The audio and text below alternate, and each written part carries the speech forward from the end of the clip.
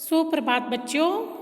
आज हम कक्षा 5 विषय हिंदी का पाठ 5 अनोखी सूझ यह कहानी है, इसको पढ़ेंगे। इस कहानी में हमें बताया गया है कि जिसके पास बुद्धि है उसी के पास बल है। इसके लिए संस्कृत में भी एक सूक्ति है कि बुद्धि यस्य बलम तस्य, कि जिसके पास बुद्धि है उसी के पास बल है। और इस कहानी में भी देवताओं और दानवों की ब्रह्मा जी ने परीक्षा ली और देवता उसमें सफल रहे। तो उनकी देवताओं के परीक्षा में सफल होने का आधार भी क्या बताया है? बुद्धि को। अर्थात हमें बताया गया है कि विपत्ति के समय बुद्धि ही मनुष्य का साथ देती है। हमें विपत्ति के समय अपनी बुद्धि से काम लेना चाहिए और जिसके पास बुद्धि है वही इस दुनिया में सफल होता है। तो आइए इस कहानी को पढ़ते हैं कि इस कहानी में देवताओं और दानवों के बीच में ऐसी क्या परीक्षा हुई थी जिसमें देवता सफल हुए। बात पुराने जमाने की है। उन दिनों देवताओं और दानवों में युद्ध होता रहता था। वह दोनों पक्ष मिलकर एक बार प्रजापति के पास गए। वहां जाकर बोले, मान्यवर।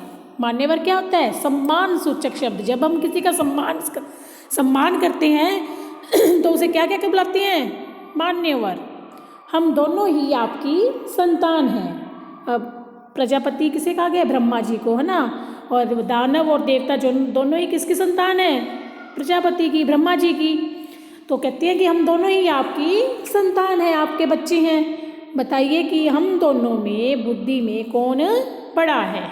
कि हम दोनों में से बुद्धि में कौन बड़ा है, आप हमें यह बताइए। तो ये देखो, ये कौन है? ब्रह्मा जी, है ना। और इधर देवता बैठे हैं और इधर दानव बैठे हैं। तो ये दोनों ब्रह्मा जी के पास गए हैं और पूछ रहे हैं कि बताइए हम दोनों में से बुद्धि में कौन बड़ा है। उनकी बात सुनकर प्रजापति मुस्कुराए। मन में सोचने लगे कि किसे बड़ा बताऊं, देवताओं को या दानवों को। देवताओं को बड़ा बताता हूँ तो दानव नाराज होते हैं और दानवों को बड़ा बताता हूँ तो देवता नाराज होते हैं।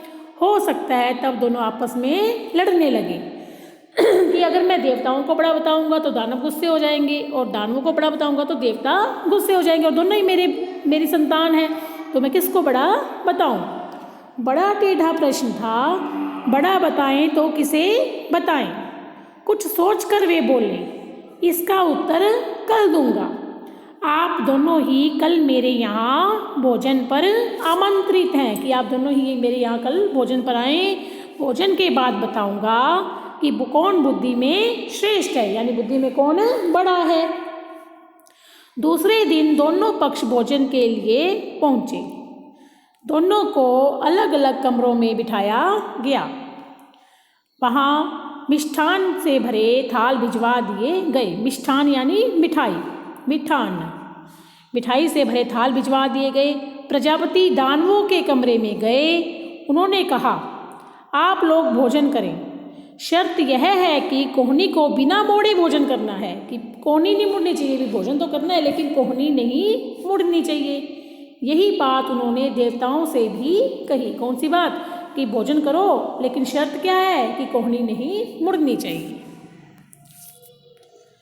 प्रजापति की बात सुन दोनों परेशान हो गए कि अब बिना कोहनी मोड़े तो भोजन हो ही नहीं सकता, है ना। हम भी खाना खाते तो कोहनी तो मुड़ती ही है। अब दोनों परेशान हो गए। वे एक दूसरे का मुँह ताकने लगे। मुँह ताकना यानी देखते रहना। एक दूसरे का मुँह देखने लगे। समस्या थी, खाएं तो कैसे खाएं? कोहनी नहीं मुड़नी चाहिए, भोजन भी नहीं बचना चाहिए, प्रजापति की आज्ञा का पालन भी होना चाहिए। देवताओं ने एक उपाय सोचा। कमरे के किवाड़ बंद किए, आमने सामने बैठ गए। लड्डू उठा कर एक दूसरे के मुंह में देने लगे। कुछ ही देर में थाल साफ हो गए। सारे लड्डू समाप्त हो गए। न हो हल्ला न शोरगुल, यानी किसी प्रकार का कोई शोरगुल भी नहीं हुआ। देवताओं ने शांतिपूर्वक भोजन किया। ये देखो बेटा, नीचे दिखाया भी गया है ना। देवता आमने सामने बैठ गए और इस प्रकार से एक दूसरे के मुँह में लड्डू दे रहे हैं, तो कोहनी भी नहीं मुड़ रही, है ना, बाजू सीधी रह रही है। तो इस प्रकार से उन्होंने शांतिपूर्वक भोजन किया। अब दानव अपने कमरे में परेशान थे। अब देवताओं ने तो भोजन कर लिया, अब दानवों की बारी है ना। दानव जो थे अपने कमरे में परेशान थे, सोचने लगे बेकार ही यहाँ आए, नहीं आते तो यह परीक्षा तो नहीं देनी पड़ती, यानी ये परीक्षा तो ना देनी पड़ती, अगर ना आते तो आ ही गए हैं तो परीक्षा तो देनी ही पड़ेगी। दानवों ने भी किवाड़ बंद किया, यानी दरवाज़ा बंद किया। लड्डुओं के थाल पर टूट पड़े, लड्डू लेकर ऊपर उछालने लगे। लड्डू जब नीचे आते तो मुँह खोल लपकते, यानी मुँह खोल लेते और लपकते उन्हें। लड्डू ज़मीन पर गिरते और चूर चूर हो जाते। कमरे से हो ही की आवाज़ें आती रही।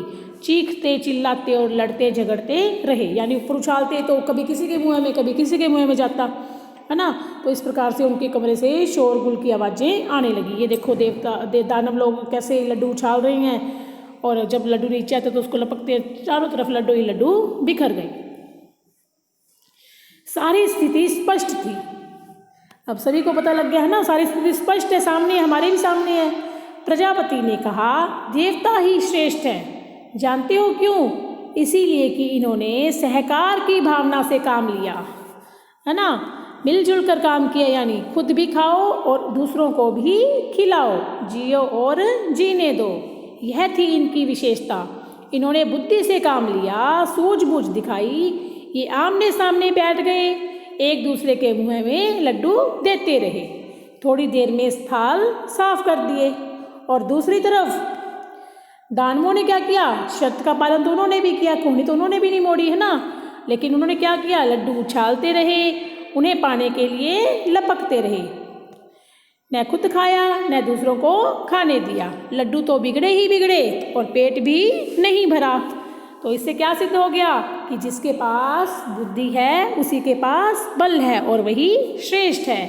बुद्धि यस्य बलम तस्य। धन्यवाद।